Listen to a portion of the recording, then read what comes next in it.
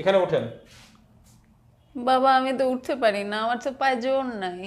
ও আচ্ছা দাঁড়ান, আপনাকে পাদানি দেই।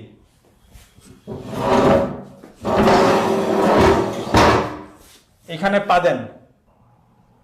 এখানে পা দিব মানে? না পা দিলে কেমনে হবে? আমি পা দিব না। না পা দিলে উঠতে পারবেন না। এখানে ওঠার জন্য পা দিতে হবে কেন? আপনি না পা দিলে উঠবেন কিভাবে? উঠতে হলে এখানে পা দিতে হবে? অবশ্যই পা দিতে হবে।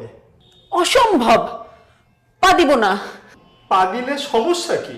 পা দিব না। আরে আজব তো, আপনাকে পাদানি দিয়েছি, আপনি পাদানিতে পা দিবেন না? আর আপনারা কি পাদানি পাদানি শুরু করছেন?